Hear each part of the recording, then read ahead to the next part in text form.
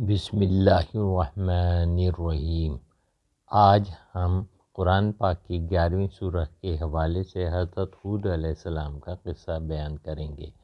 ہود علیہ السلام کی قوم کو قوم عاد کہلاتی تھی، جو یمن اور عمان کے درمیانی علاقے احقاف میں آباد تھی۔ یہ قوم اپنی جسمانی طاقت، شاندار تعمیرات اور بہترین باغات کی وجہ سے مشہور تھی اور مذہبی طور پر بت پرست تھی۔ پھر اللہ تعالیٰ نے ان کی رہنمائی کے لیے حضرت ہود علیہ السلام کو بھیجا۔ ہود علیہ السلام نے اپنی قوم کو توحید کی دعوت دی، مگر ان کی قوم بت پرستی سے باز نہ آئی، بلکہ حضرت ہود علیہ السلام کا مذاق اڑایا اور کہا، کیا ہم تیرے کہنے سے اپنے بتوں کو چھوڑ دیں؟ قوم عاد کے مسلسل انکار پر حضرت ہود علیہ السلام نے فرمایا، ترجمہ قرآن: میں اللہ کو گواہ بناتا ہوں اور تم سب بھی گواہ رہو، میں ان سے بری ہوں جنہیں تم اللہ کے سوا شریک ٹھہراتے ہو۔ حوالہ: سورہ ہود آیت نمبر 54 اور 55۔ پھر اپنی قوم کو تنبیہ کرتے ہوئے کہا، اگر تم باز نہ آئے تو اللہ کا عذاب تم پر نازل ہو جائے گا۔ ان لوگوں نے حضرت ہود علیہ السلام سے کہا، اگر تم سچے ہو تو تم وہ عذاب لے آؤ جس سے تم ہم کو ڈراتے ہو۔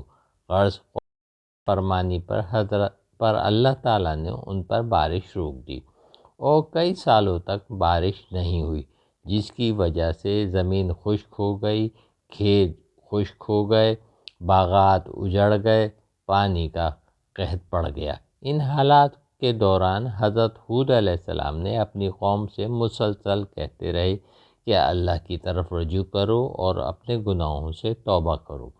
ترجمہ قرآن: اے میری قوم، رب سے معافی مانگو اور اس کی طرف رجوع کرو، وہ تم پر آسمان سے خوب بارش برسائے گا۔ حوالہ: سورہ ہود آیت نمبر 52۔ مگر وہ بت پرستی سے باز نہ آئے۔ پھر ایک دن ان لوگوں نے ایک بڑے کالے بادل کو اپنی طرف آتے دیکھا تو خوش ہو کر کہنے لگے، ترجمہ قرآن: یہ بادل ہمیں بارش دے گا۔ حوالہ: سورہ احقاف آیت نمبر 24۔ مگر ہود علیہ السلام نے ان سے کہا، یہ وہ بادل نہیں بلکہ وہ عذاب ہے جس کا تم سے وعدہ کیا گیا تھا۔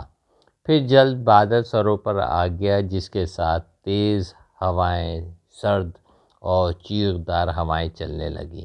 یہ ہوائیں اس قدر تیز اور شدید تھیں کہ ان سے ہر چیز تہس نہس ہو گئی۔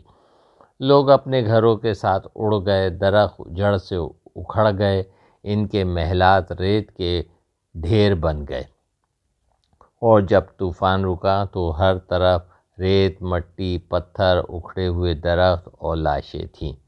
غرض ہر چیز ملیح میٹ ہو گئی۔ ترجمہ قرآن: ہم نے ان پر ایک سخت آندھی بھیجی جو ان پر 7 راتیں اور 8 دن مسلسل چلتی رہی۔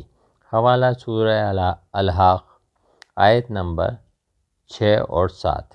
اس آندھی طوفان سے حضرت نوح علیہ السلام اور ان کے ماننے والے محفوظ رہے۔ ہود علیہ السلام نے اللہ کا شکر ادا کیا اور اہل ایمان کو ساتھ لے کر ایک اور جگہ ہجرت کر گئے۔ یہ واقعہ تکبر اور غرور کے برے انجام کو ظاہر کرتا ہے۔ ایسی معلوماتی ویڈیوز کو سننے کے لیے آپ ہمارے channel Islamic history Urdu narration channel کو لائک کریں، شیئر کریں اور سبسکرائب کریں۔ شکریہ۔ السلام علیکم۔